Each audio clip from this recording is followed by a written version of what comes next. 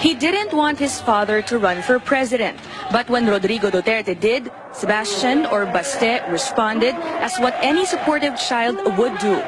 He campaigned for his father, a challenge for someone who's opted to keep a low profile throughout his dad's long political career. Now that his father is the apparent president, Baste is worried about the changes coming his way.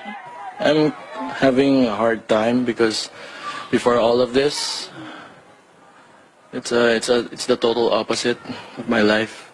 I don't really know what to expect. Baste's house is right next to his dad's. Their place has practically become a tourist site since the elections. For our interview, he tells us he had to exit through the back door to avoid the cameras. He brings us to their old home where he spent his childhood. He takes pride in living the simple life.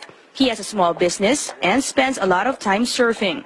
Unlike his siblings who are in public office, Baste says he'd rather stay out of politics. There are better things than politics.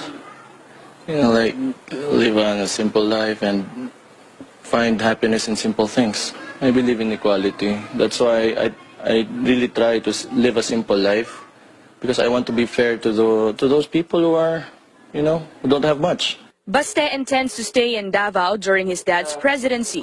He says he's not keen on taking on an official role. He's not very fond of the attention, especially now that he's somewhat become a social media heartthrob. While he intends to just watch from the sidelines as his dad governs, he's willing to help out if asked. Baste expects some resistance from the people once his father starts performing his duties. But he says he's all for his dad's tough and disciplinarian ways. He says Mayor Duterte is a strict dad, but with reason. Really strict. Pag may kasalanan ka, may punishment talaga. Anong punishment? Yung sinisunto, what do you call that? Sinturon niya, yeah. He needs to show that kasi alam mo naman yung matigas talaga ulo ng tao. He needs to show the people that he can do his job. And when he says something, you know, that they should obey it. Otherwise, mawawala ng purpose yung, you know, him being in office. He may be planning to keep out of the public eye, but he says he's also preparing for the attacks. Baste already got a glimpse of this when he and his siblings were tagged in Senator Antonio Trillanes' allegations of ill-gotten wealth against his father. Yes, I'm expecting, but maybe I'm just gonna take it like how he takes it, like how my dad takes it. It doesn't really affect me, you know, I know who I am. He's far from what many expect a presidential son to be, tattoos and pierced lips. But he doesn't mind. He says he's out to challenge the stereotype. Hello, I'm Chai Hofilenia. Today we will be talking to Baste Duterte, the youngest son of Rodrigo Duterte, who is currently the front-runner in the presidential race. We will be holding elections on Monday, May 9, and there's really just a few days left. Thank you for joining us, Baste. First of all, I'd like to ask you about how it has been on the campaign trail. They say that you're a very shy person, but you've managed to join your father on the campaign trail. Why? How has it been?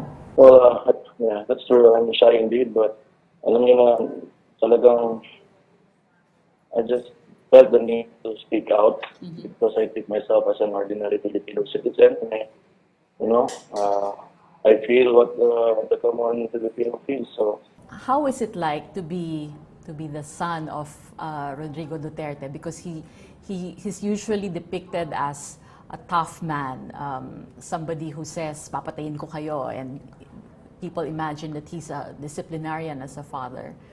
How is your relationship with him? As a father, how was he when you were growing up?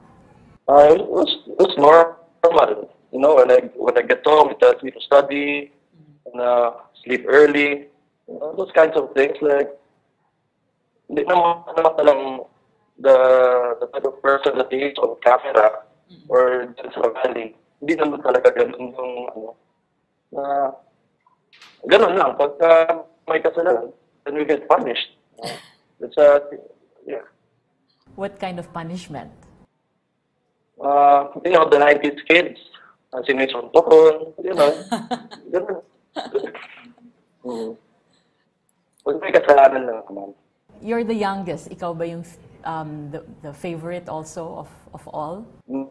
That's what people say. I don't know. I don't know. I can't really tell. He's also projected himself as a man who lives a very, very simple life. Did he try to impose those standards also on you, and was it difficult for you? Has it been difficult for you? Yes, it's very simple. And when I was younger, every time when some people complain, medyo sometimes, pag may ginawa ako na medyo di nagugustuhan ng tao, tapos umabot sa kanya, sinasabihan niya ako na mayabang ako. Don't do that because it's not because he's in public service, but he wants me to be the way that he is also because he's my father. He wasn't medyo hesitant siya to run initially for president. What was your stand then? Did you want him to run? Did you prefer that he stayed in Davao and just be mayor? I did not want him to run. I don't know. We just masaya na kami with the love of our family and friends in Davao. But he decided to run. Did you express support for him? Did he ask you to support him? No. When he run, yes, natawa na lang ako kasi tumakbo talaga eh. Yung mga volunteers kasi, because I attended his first sortie out of Mindanao sa Tagaytay, nangyari nun, nakilala ko yung some of the volunteers. So I couldn't just refuse them because they asked me to help my dad o papa. They told me to if I could help him. So sinabi ko, of course, yes. Kasi parang nahiya na rin ako. He's my father. And ito yung mga tao na tumutulong sa kanya out of, pure volunteerism. And they spend their own money. So I just had to. Do you think he'll make a good president? Yes, of course. On the campaign trail, what did you learn or what did you notice about his supporters? Because from here, what we've seen is wherever he goes, malaki lagi yung crowd. He has a very, very strong following. Did you get the chance to speak with these followers and supporters? Yes, towards the end of the campaign, my recent sorties, kasi wala na the places that we go to, alam na silang hindi na mapupuntahan ng tatay ko. So, kahit ako lang na pupunta, they would show up na ganun karami. How would you explain the big crowds and parang it's also phenomenal in a sense, no? Because he is a mayor from Davao, was only a congressman, and then now suddenly running for president, and he's #1. Well, like I said, it's really unexpected. I did not expect it. The crowd, kasi nga, like you said, we're just from Davao. Nobody knew about my father before the campaign. Did you expect the level of negative campaigning that has occurred in the last few days? Si Senator Trillanes has made a lot of allegations. No, there's hidden wealth, supposedly unaccounted for, huge amounts of money in bank accounts, and then your properties of the children, supposedly. Is there any truth to these allegations? First, I did not expect that. No, I expected that because I can see on social media from the start of the campaign that they've been doing a lot of demolition jobs. Mm-hmm. And about properties, one that came out, what I know is that my mom bought it for me. So that's it. It's just under my name. I think it's practical because my mom should put it in my name. But this was not declared now in his statement of assets, liabilities, and net worth. That I don't know what it is. Okay. Are there other properties in Davao that, because that is also one of the allegations of Senator Trillanes, that you, the children, also have all these properties over there? Sa totoo lang, hindi ko alam talaga. Hindi ko alam. Kasi before, apartment. Now, I'm living in a house in front of my father's house. That's almost safe.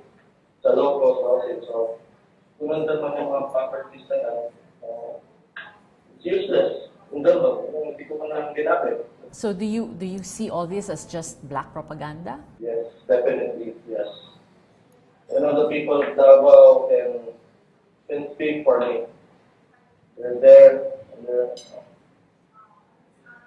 it. It's black propaganda. There's also talk about because nga yung image ng father mo is that he's a tough guy and he will kill criminals and drug addicts and all that.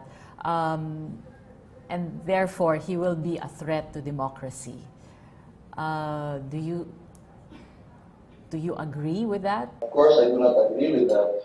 It's not a vigilante kind of justice. It's he uses the law every time. Every time, because they always hear of extrajudicial killings in Davao. But in fact, it's not. It started in Davao before. My father's opponents in politics, that they made that story and literally, yun yung parang naging myth ng Davao, but it's not true. Mm-hmm. So it's the police enforcers who are, doing this. They're with the law and their own. My dad is only implementing. Kasi naman yung mga police na yan, they don't want to get killed. They have to laraban dapat sila. They have to protect themselves. So that's all of these negative stories, negative allegations against your father, is it affecting you and the family? Not really. Kasi from the time I was born, yung tatay ko nasa practice na yan. So, sanay na ako. Paano kung manalo siya and he goes to Malacanang? Will the three of you and the youngest one, the girl, the little girl, join him in Malacanang? Paano yung hati nyo?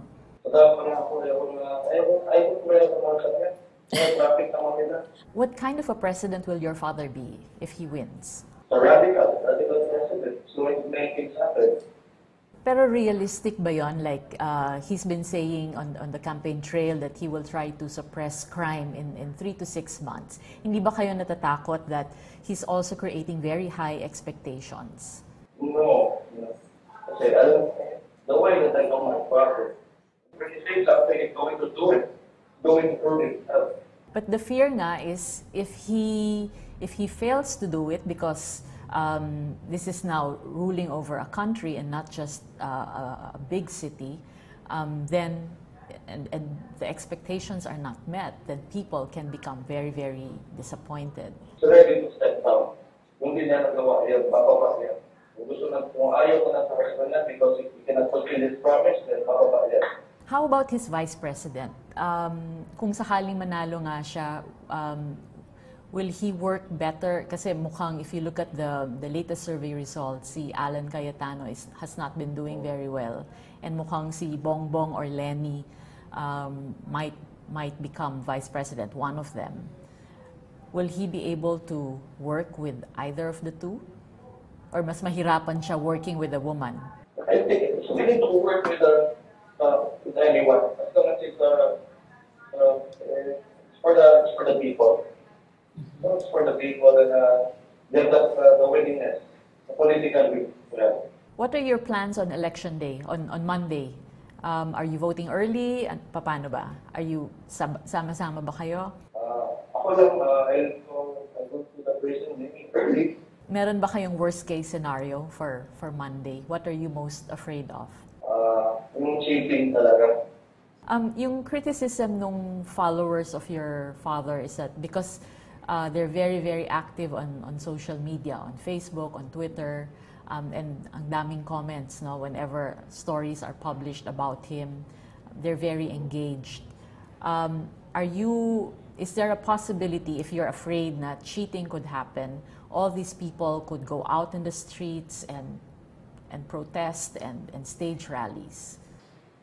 Yes, I hope nga na hindi mapupunta sa ganun. I think that's very possible. It will happen. Because of evidence na naging cheating on election day. How about the ties with the left? Kasi sinasabi he can communicate with Joma Sison, the NPAs, and he can also communicate with the Muslim rebels. Yung ano naman kasi, just very romantic in that way. It's not yet really ties with them that he goes up and talks to them like that. No, he just comes up and talk to people. At malapitin siya sa babae. Maybe.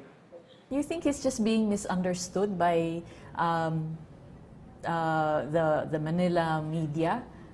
Yung humor niya, hindi ba naiintindihan? Is that something that's peculiar or specific to Davao or the Visayans? Yes, yes. Very specific to yung humor niya kasi. You know, the way he talks, pag nagtatagano siya, it's brings kind of accent. So when he delivers those, you know, the punchline, it's not fit for the some people. In fact, but you know, besides in the language, you know, it's funny for us. And the cursing is part of it. Yes. So it's not going to end if your father, contrary to survey results, if biglang he loses, you can live with it. Of course. Maybe just the last question. What was the biggest learning that you got from this experience, being part of the campaign of your father, even if you were hesitant about it? Anything new that you thought of or discovered, either about him or about Filipinos? You know, they really love their country. They can be patriotic. Yung buhay ng Pilipino, nawala na yung person. So, kung nakita ko yung mga tao, they're really patriotic. Yung mga supporters naman ng tatay ko, they're the ones who are already satisfied with the government. So, they really want change. They really want change. Yeah. Is politics a field that you could probably enter in the future? Actually, talaga. Ngayon lang to, I've heard it, you're not going to see me anymore. Really. Ngayon lang to. Okay. Thank you very much for speaking with us, and good luck on Monday.